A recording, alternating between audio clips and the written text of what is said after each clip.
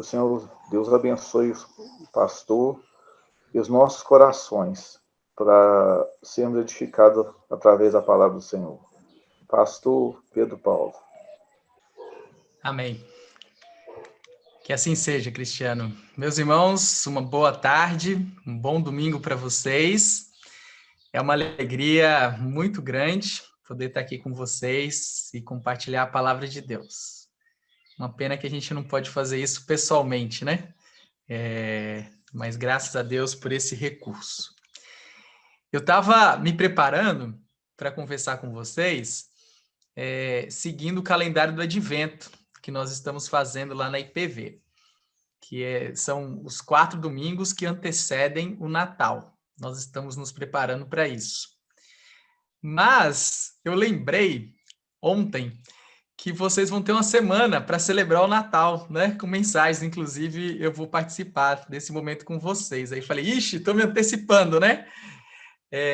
Então esse é o último domingo antes do Natal e seria então a última mensagem, né? Antes do Natal. E aí eu acho que uma forma da gente poder introduzir, sem avançar nesse período, né? De preparação para o Natal, que as congregações vão comemorar, a partir de amanhã, se eu não me engano, é a gente dar uma olhada para um hino muito bonito na história da igreja. Talvez esse tenha sido um dos primeiros hinos que foram escritos pela igreja cristã. Estão registrados e a gente tem eles, tá bom? Ele foi provavelmente compilado pelo apóstolo Paulo, e ele está na carta de Paulo aos Filipenses, capítulo 2.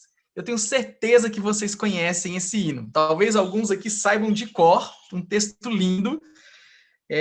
Filipenses 2, versículos 5 a 11. Esse é um hino cantado pela igreja desde o comecinho dela. Um hino maravilhoso. Mas ele aparece registrado aqui nas escrituras, aparece algumas partezinhas dele em algumas outras cartas, mas ele aparece aqui por inteiro compilado, e aqui já é no finalzinho do ministério de Paulo. Essa é uma carta dele, quando ele está preso, então já tem por volta de 30 anos que o nosso Senhor Jesus Cristo subiu aos céus, que o Espírito Santo foi derramado sobre a igreja, e que a igreja vai avançando e sendo estabelecida em várias cidades do Império, sob muita perseguição dos judeus. Ainda eles não sofrem perseguição do Império Romano, mas sofrem muita perseguição dos judeus. Em meio a tantas dificuldades, a igreja agora está espalhada. E antes, né, a gente vê no começo do livro de Atos que a ênfase está na igreja em Jerusalém. E depois, na segunda metade do livro de Atos, a ênfase não está mais na igreja em Jerusalém, mas na igreja em Antioquia, que é uma igreja missionária. E a gente vê o evangelho sendo espalhado para tudo quanto é lugar.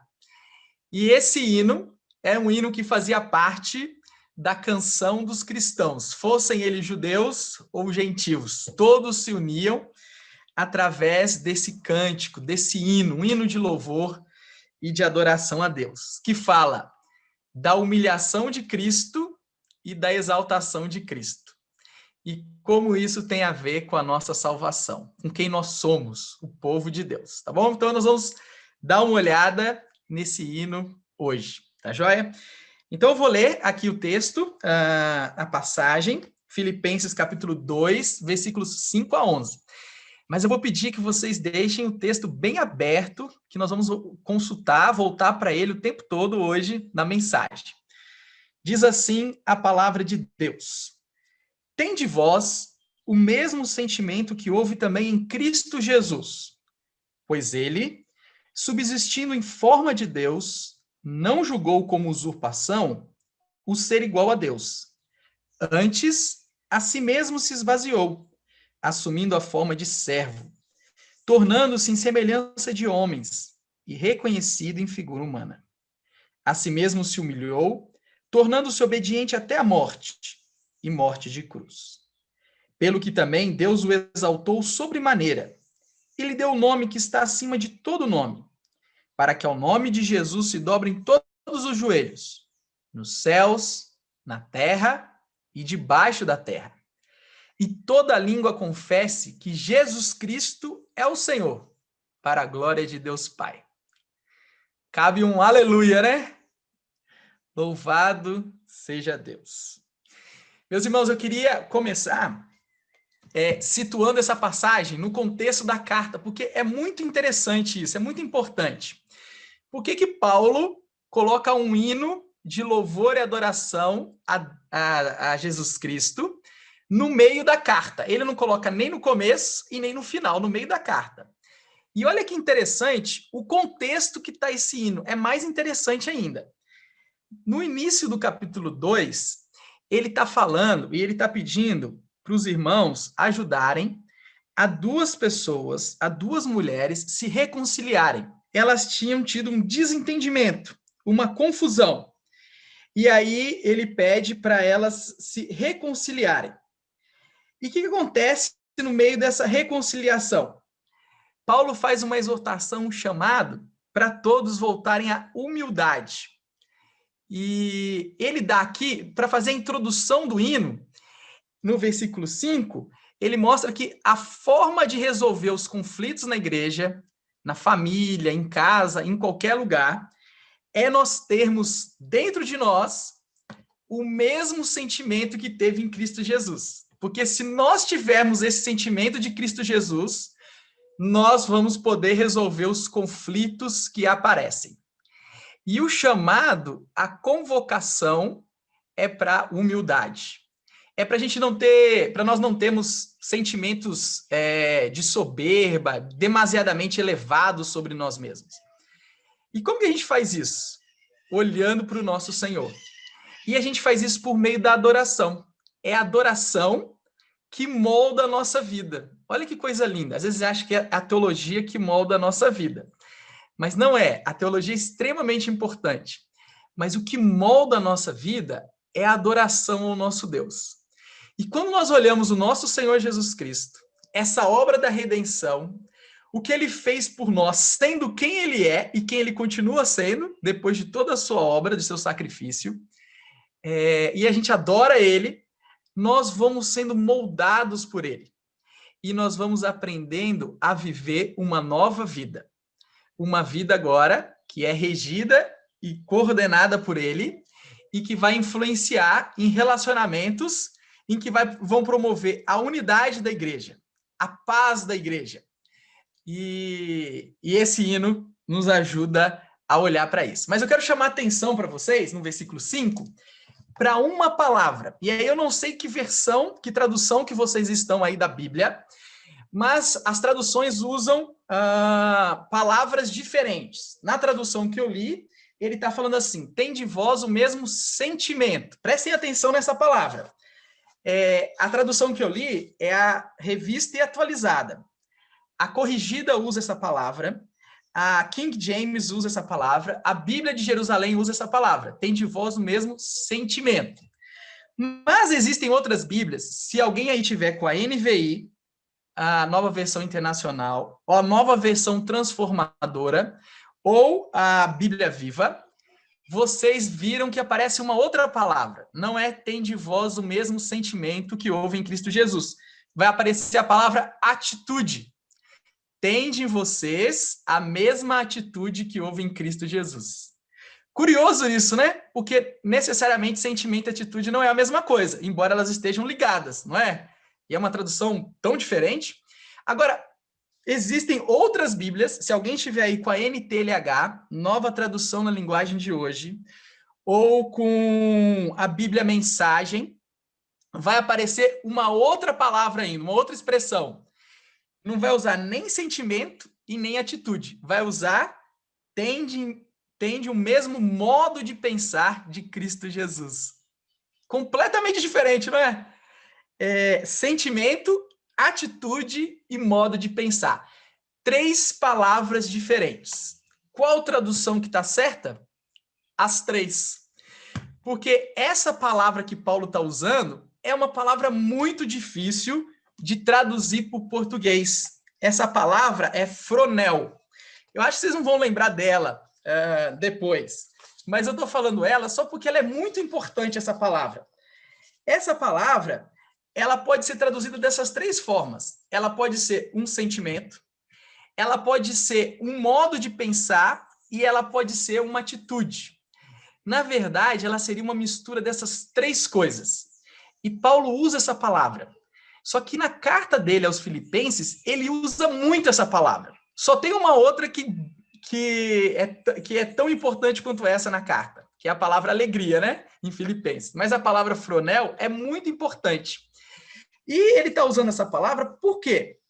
Porque ele quer dizer que aquilo que deve acontecer com nós, cristãos, discípulos de Jesus, servos de Jesus Cristo, é que essa combinação daquilo que nós sentimos, aquilo que nós pensamos e fazemos, deve ser regido e provocado por aquilo que Jesus fez por nós, ou aquilo que ele está fazendo em nós por meio do seu Santo Espírito. O que isso significa?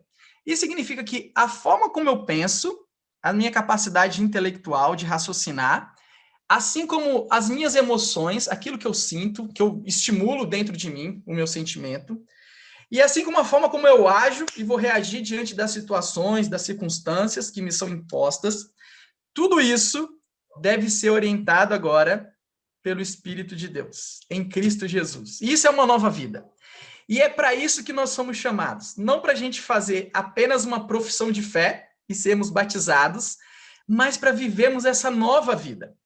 E é isso que Paulo está chamando nós cristãos. Está chamando assim, povo de Deus, igreja de Jesus, olhem para Jesus e vivam como Jesus.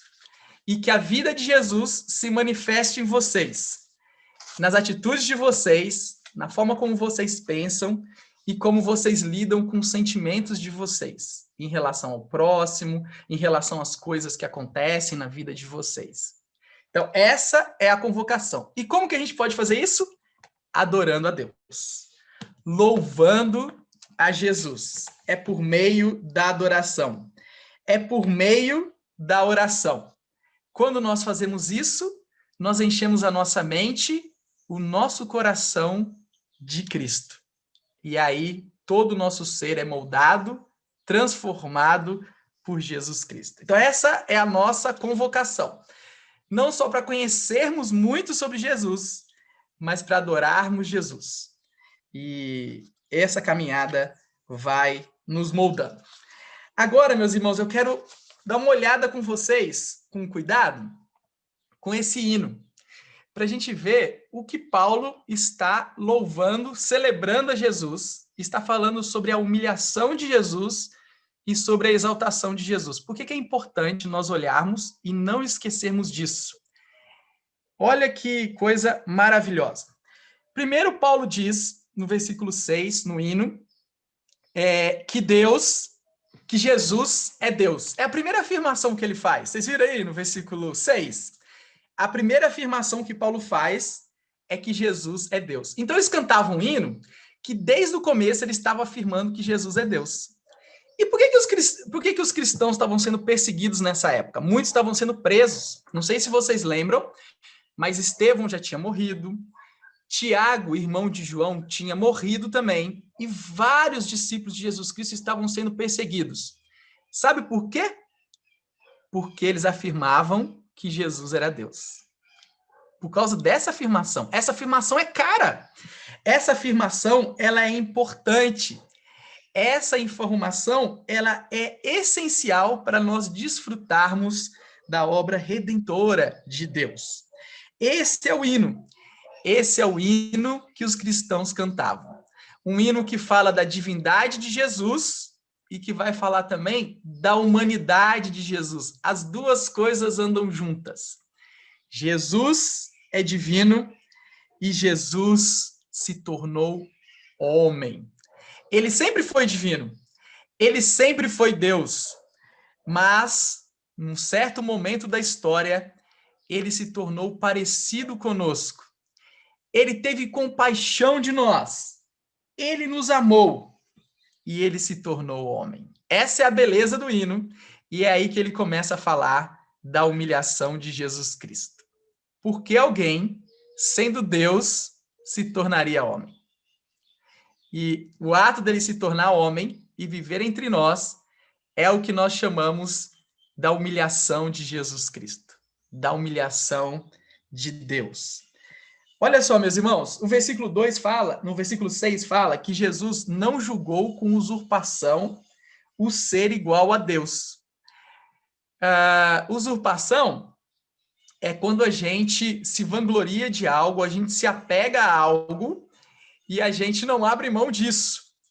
E nós vamos agir à altura disso em que nós nos enxergamos, nos consideramos, a nossa identidade. Jesus não estaria fazendo nada de errado, se apegando à sua divindade, a quem ele é. Mas, o que ele fez? Em vez de ficar reivindicando a sua divindade, ele assume a posição dele num pacto que Deus faz. O Pai, o Filho e o Espírito Santo fazem um pacto. Eles fazem uma aliança. E nessa aliança que eles fazem, eles decidem trazer redenção para a humanidade. E nesse pacto, cada pessoa da Trindade tem uma função, tem uma obra a ser feita. O Pai envia o seu Filho. Meus irmãos, olha que coisa fantástica isso. A Bíblia toda vai falar sobre essa obra da Trindade para nos trazer salvação por causa do pecado. Só que essa obra da Trindade, ela foi definida há muito tempo atrás. E a história da redenção, que a gente vê nas Escrituras, tem várias imagens do que Deus está fazendo. A primeira imagem que a gente vê disso é de Abraão indo sacrificar Isaac. Vocês lembram? Isaac é o filho da promessa. E Abraão se apega ao filho da promessa. Deus cumpriu a sua promessa, uma promessa longa, na velhice, quando não havia mais expectativa nenhuma. Quando ele sobe o Monte Horeb, o Monte Moriá, para sacrificar Isaac. Quando eles estão subindo, Isaac fala assim: pai, a gente tem aqui a lenha, tem o fogo, está faltando a oferta, cadê a oferta? E Abraão fala para Isaac: meu filho, Deus proverá. E de fato Deus provê. No alto da montanha, na hora de obedecer a Deus, Deus impede Abraão de sacrificar o seu filho e ele provê um cordeiro para ser sacrificado. Só que o que está acontecendo ali é o que de fato aconteceria e chegaria às últimas consequências. O Pai sacrificaria o seu filho em nosso lugar. O nosso Deus enviou o seu Filho Jesus Cristo para nos salvar. É isso que fala o versículo mais famoso da Bíblia, não é? João 3,16? Deus nos amou. Nós somos amados por Deus e em sua misericórdia e bondade, ele nos enviou o seu Filho. Meus irmãos, nesse pacto da redenção, o Filho também tem uma função. Ele tem um trabalho, uma obra. Ele é o enviado. Ele se oferece. E ele não é obrigado a fazer isso. Ele faz isso voluntariamente. É isso que fala em João, capítulo 10. João, capítulo 10, é um capítulo maravilhoso. Fala sobre o bom pastor, que o bom pastor é Jesus Cristo. Quando Jesus está falando sobre isso, qualquer judeu, qualquer um daquele auditório, está lembrando do Salmo 23. E Jesus está falando que ele é o bom pastor. Que ele veio trazer vida, que ele veio trazer salvação, redenção, que ele cuida das suas ovelhas, que ele conhece elas e que elas reconhecem a sua voz. E ele fala, inclusive, que ele dá a sua vida pelas suas ovelhas. Mas ninguém tira a vida dele. Ele dá voluntariamente. É assim que ele fez. É assim que ele se entregou. Meus irmãos, mas o Espírito Santo também faz parte dessa obra, desse pacto da redenção para nos salvar e nos redimir. O que o Espírito faz? O Espírito também é enviado. O Espírito é enviado pelo Pai e pelo Filho. E o Espírito é enviado sobre a sua igreja, sobre o seu povo, para que nós possamos viver, para que essa obra de Jesus Cristo seja aplicada a cada um de nós, no nosso coração, na nossa mente e também nas nossas atitudes. E aqui é o lugar do filho. O filho vem, o filho se humilha. Uma humilhação, uma entrega, uma oferta totalmente voluntária, mas com um fim muito específico: nos salvar, redimir o seu povo, trazer aqueles que estão perdidos e longe para próximos, para juntos de si novamente. E é isso que nós vemos na encarnação, na vida, na morte, na ressurreição e na ascensão do nosso Senhor Jesus Cristo. Olha só, meus irmãos, como ele se fez. Ele se revestiu de carne. Versículo 7. Antes, a si mesmo se esvaziou. Não significa que ele deixou de ser Deus. Ele continuou sendo Deus. Ele não deixou de lado a sua divindade. Mas ele deixou de lado a sua glória por um tempo determinado. Jesus assumiu a forma de um servo. Não é isso que fala o versículo 7? Meus irmãos, e esse servo é o servo de Isaías, capítulo 53, a profecia 700 anos antes de Jesus se encarnar, do servo sofredor. O Messias viria como um servo sofredor. E é assim que ele vem.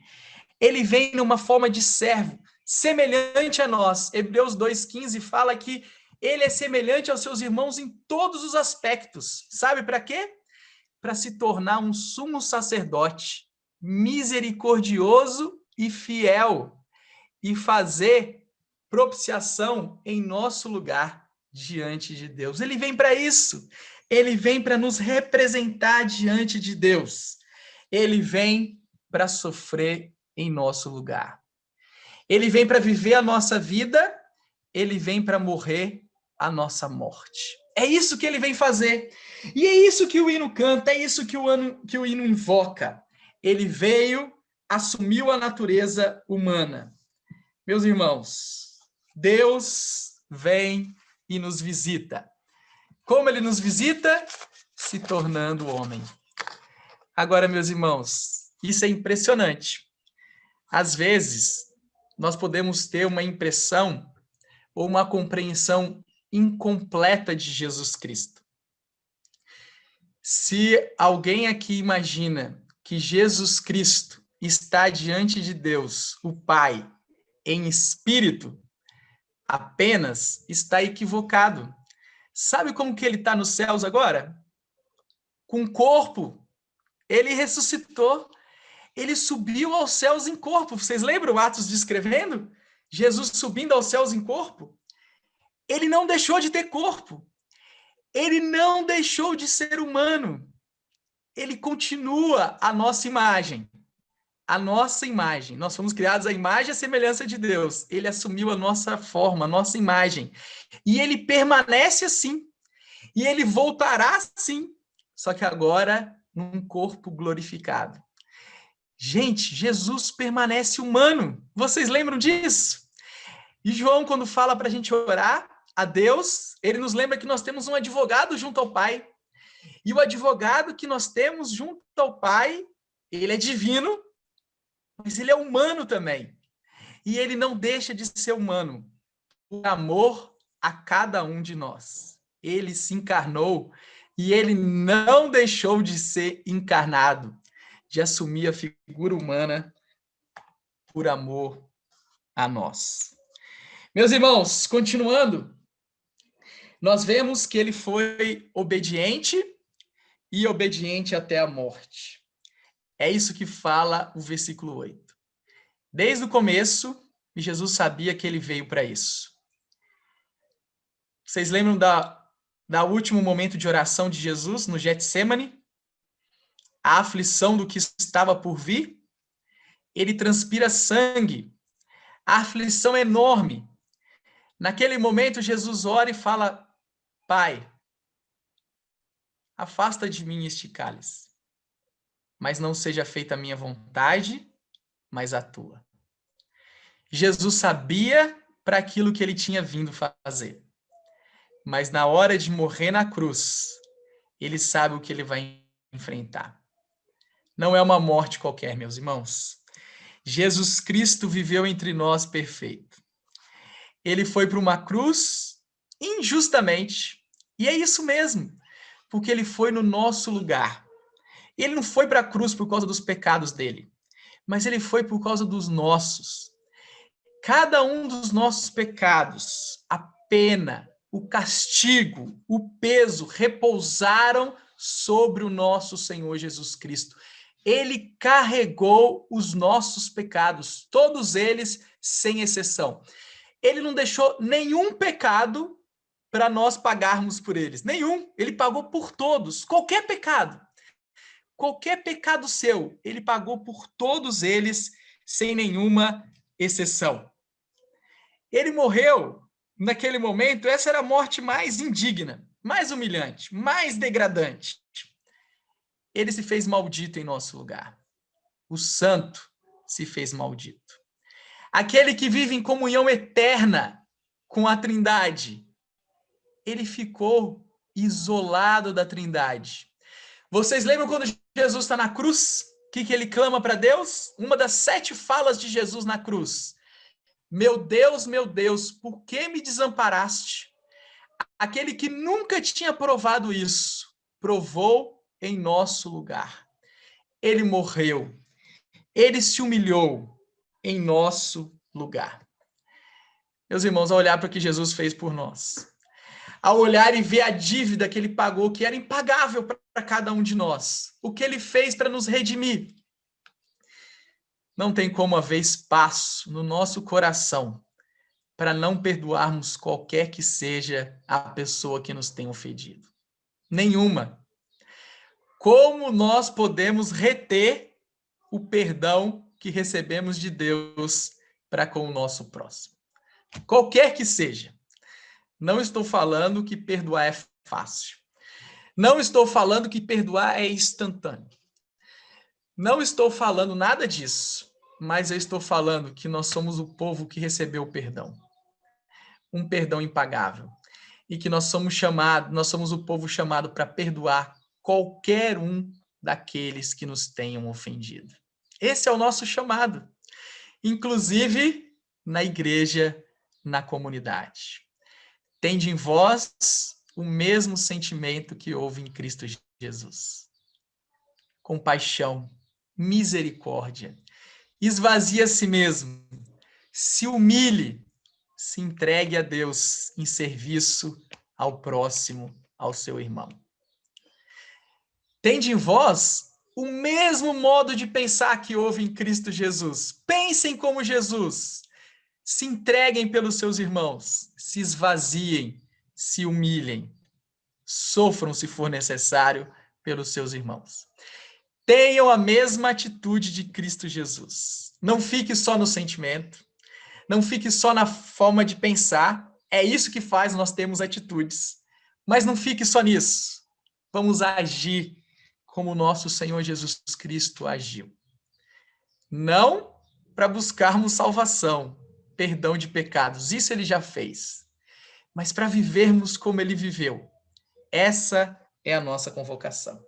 Mas o hino não para aí.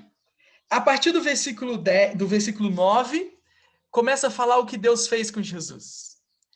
Jesus não permaneceu morto num túmulo. Pelo contrário, o texto fala que Deus exaltou Jesus sobre todas as coisas. Como ele era, como ele é e como ele sempre será. O Pai exaltou o Filho que havia se humilhado. Não foi o Filho que se exaltou a si mesmo. O Pai exaltou o Filho. O Pai exaltou o Filho como? Dando toda a autoridade, todo o poder ao Filho. Por meio de um nome, por meio de honra, título, glória, poder. Meus irmãos, não existe nenhum nome dado entre os homens pelo qual importa que sejamos salvos, a não ser pelo nome do nosso Senhor Jesus Cristo. O nome de Jesus Cristo é um nome de autoridade, e de poder. Porque ele tem essa autoridade e poder. Quando Jesus ressuscita, aparece aos discípulos, antes dele subir ao céu, ele diz aos seus discípulos: toda autoridade, todo poder me foi dado nos céus e na terra. É isso que ele fala. Ele recebeu todo o poder e toda a glória que lhe é devida, toda a honra e toda a majestade. Ele tem um nome digno de adoração. Nós adoramos Yahvé, nós lhe prestamos culto, nós adoramos o nosso Senhor Jesus Cristo. Nós adoramos o Deus encarnado, o Emanuel. Nós adoramos a Jesus, a única imagem de Deus autorizada na terra para ser adorada. Já imaginou nisso? O segundo mandamento é que a gente não pode fazer nenhuma imagem na terra. Deus se encarnou em Cristo Jesus e nós adoramos. João fala que os nossos olhos viram, nós tocamos, ele habitou entre nós e vimos a glória de Deus. É esse o nosso Senhor que foi exaltado e adorado e o será para todos sempre. Meus irmãos, o nosso Senhor Jesus Cristo, ele é o cabeça. É ele quem nos governa. É ele quem orienta a sua igreja. É ele quem conduz e dirige o seu povo. E olha que coisa maravilhosa. A glória de Jesus é tão grande, a autoridade de Jesus é tão grande, que não seremos apenas nós, a igreja, que adoraremos Jesus por toda a eternidade. O texto diz que todo joelho se dobrará, que toda língua confessará. Todas as pessoas reconhecerão a autoridade e o poder do nosso Senhor Jesus Cristo. Todos, todo olho verá, toda língua confessará e todo joelho se dobrará diante dele. Sabe qual é a diferença? A diferença é que nós fazemos isso com gratidão, com alegria, com louvor, mas os demais farão isso porque reconhecerão o poder dele, porque reconhecerão que ele domina, porque reconhecerão que estão errados, perdidos, mas reconhecerão tarde demais. Os inimigos também adorarão nosso Senhor Jesus Cristo. E é assim que termina o hino. E a gente precisa lembrar disso. No período que nós vivemos, talvez esse é o período de maior perseguição que a igreja já sofreu na história. Não estou falando no Brasil, estou falando no mundo. O último século foi o século em que mais morreram cristãos perseguidos, em várias partes do mundo. Os inimigos também adorarão o nosso Senhor Jesus Cristo. Os inimigos também irão se dobrar diante do senhorio de Jesus Cristo, se renderão. A luta deles é uma luta perdida. Isso serve para nós, meus irmãos, de consolo e de esperança. Se você, por acaso, se sentir perseguido, se no nosso país, num futuro breve, se tornar difícil ser crente, o que hoje não é, mas se tornar difícil ser crente, nós precisamos lembrar disso daqui. Os inimigos de Jesus se renderão.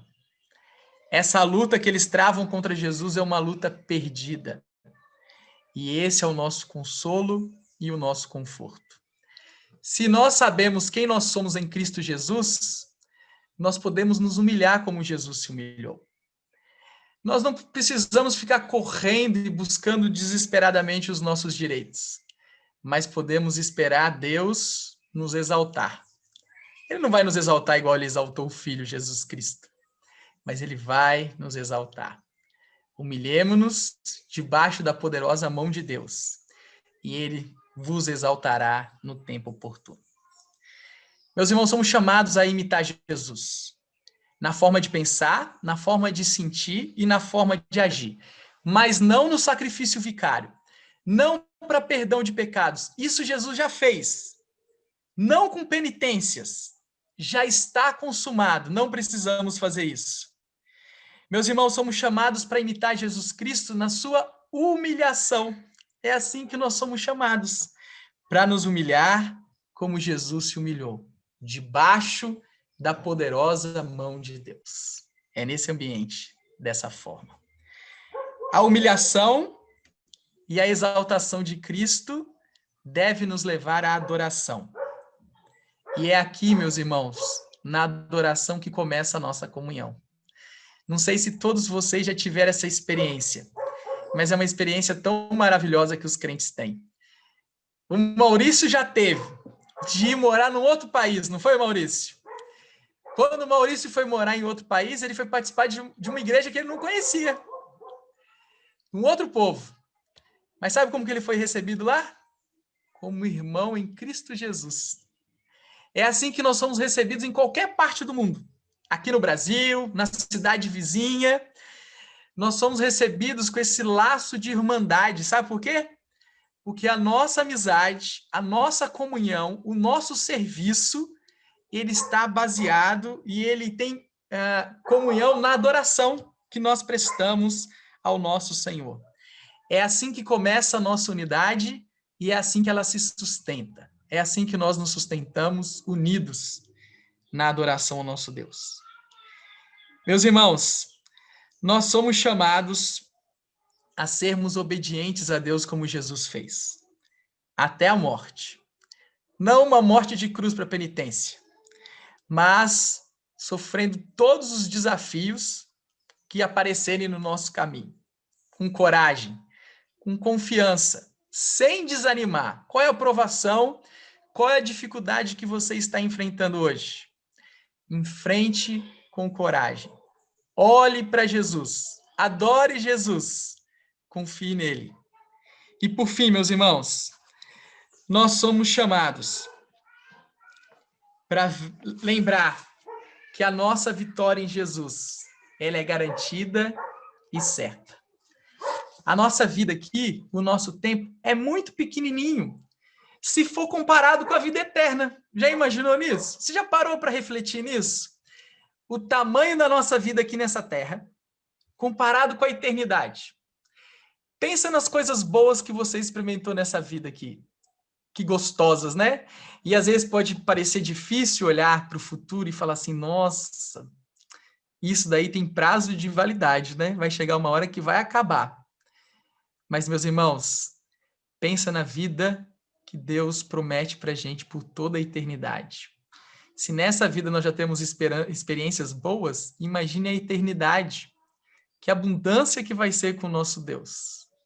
E num lugar onde não terá mais a presença do pecado, onde a morte não terá mais o seu poder, onde nós veremos o nosso Senhor Jesus Cristo face a face, onde nós adoraremos a Deus sem impedimentos, onde teremos um corpo novo, não mais corruptível, um lugar maravilhoso por toda a eternidade.